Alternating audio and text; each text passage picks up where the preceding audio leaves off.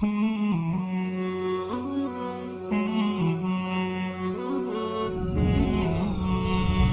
Ligue islamique mondiale, en partenariat avec l'Association des musulmans en Alsace, ont organisé le congrès annuel sous le thème « Les jeunes musulmans face au terrorisme ». Des chercheurs et des savants de plusieurs pays ont participé dans ce congrès qui touche une actualité importante pour les musulmans de France et d'Europe.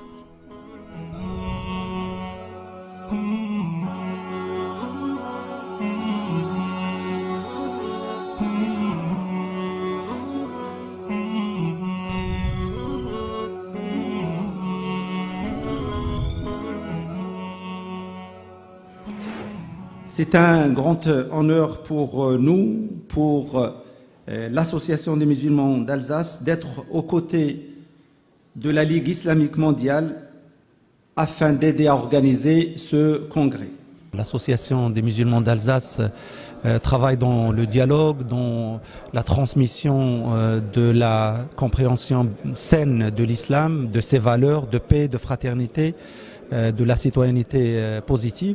Et donc on pense que traiter de ce sujet pour approfondir, échanger l'expérience, approfondir la réflexion a un effet très positif sur notamment les acteurs du terrain, c'est-à-dire les imams, les responsables de centres, les chercheurs, les intellectuels et secondairement ces études seront transmises par ces centres à la communauté, aux citoyens et surtout à la jeunesse, à travers la compréhension, à travers la transmission de la bonne compréhension de la religion et comment le musulman doit se comporter dans sa vie quotidienne, dans son pays, dans le dialogue, dans l'entraide, dans le respect des autres compréhensions, des autres religions, des autres cultures, dans la libre expression et dans la liberté de choix de croire ou de ne pas croire.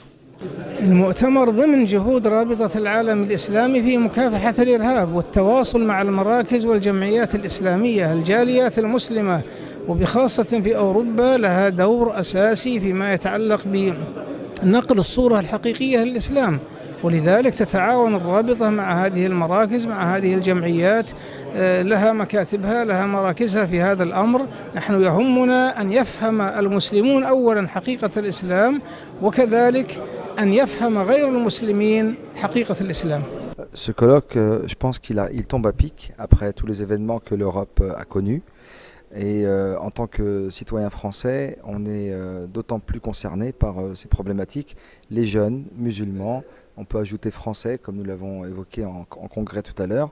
Et le terrorisme, comme je le disais également, est trop perçu comme étant l'islam. Et aujourd'hui, que les jeunes musulmans, citoyens français, se sentent frustrés parce qu'ils sont musulmans, c'est une question qui a été traitée et qui doit continuer à être traitée dans d'autres congrès et colloques. Je suis très satisfait de ce qui a déjà été dit ce matin, c'est-à-dire que les États, mais même les individus doivent prendre leurs responsabilités pour œuvrer en vue d'assainir cette ambiance et de permettre un vivre ensemble qui est attendu depuis trop longtemps. Comme je le disais tout à l'heure en conclusion de mon propos, ce n'est pas l'islam qui se radicalise, c'est aberrant même comme notion, mais seulement l'islam qui est, je dirais, biaisé, le sens de l'islam est biaisé. L'islam ne peut pas se radicaliser, ce sont des gens qui se présentent comme étant musulmans, qui se sont radicalisés, mais cela n'a absolument aucun flux, aucun rapport avec les préceptes même et les principes, valeurs de l'islam. C'est parce que c'est un thème récurrent qui fait l'objet de nombreux débats publics. On a des événements officiels qui sont organisés en relation avec l'État et je pense qu'il était important qu'à un moment donné, les musulmans prennent en charge cette question aussi et proposent leur voix au chapitre sur ces questions pour essayer non seulement d'apporter une réflexion mais aussi, Inch'Allah, des solutions pratiques.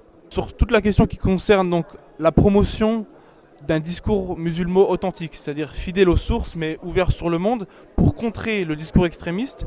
Aussi la proposition d'un discours alternatif face aux voix extrémistes, ça c'est un rôle que peuvent jouer les institutions musulmanes et une marginalisation et même une ringardisation du discours extrémiste. Ce rôle-là, on peut le jouer.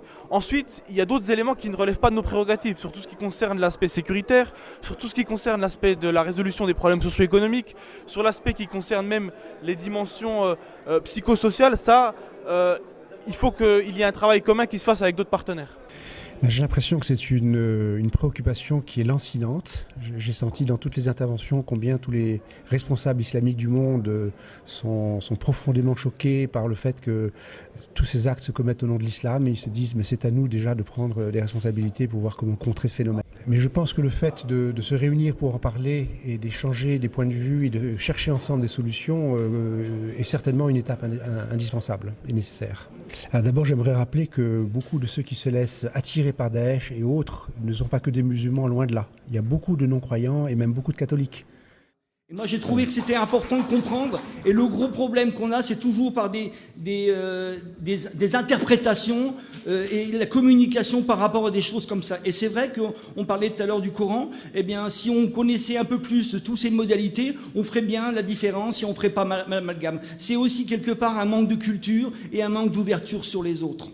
Comment faire pour que nous, donc les responsables du bon déroulement de tout ce qui se passe dans notre société, qu'on soit politique, acteurs associatifs, acteurs économiques ou acteurs éducatifs, ou en tout cas acteurs tout court, et responsables de tout ce qui se passe dans cette société, comment faire pour qu'ensemble, on pourrait, en amont, faire en sorte de prévenir, parce que c'est de la prévention qu'il s'agit. Il faut prévenir, parce qu'une fois que le jeune est tombé donc dans ce fléau, etc., c'est difficile de le récupérer.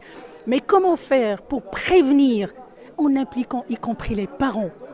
Les parents, tout le monde est responsable. Comment faire pour prévenir? C'est l'axe qui m'intéresse et c'est ce que j'ai posé tout à l'heure comme question. Comment faire pour prévenir ces tendances à la radicalisation, tout en sachant que la plupart des jeunes qui se radicalisent et qui sont victimes donc, de cette idéologie néfaste, pour la plupart, c'est des jeunes qui sont très loin de la religion, c'est des jeunes très fragiles, c'est des jeunes qui plus ou moins ont eu des problèmes de délinquance, c'est des jeunes des fois qui vivent dans des familles où il y a une absence de religion.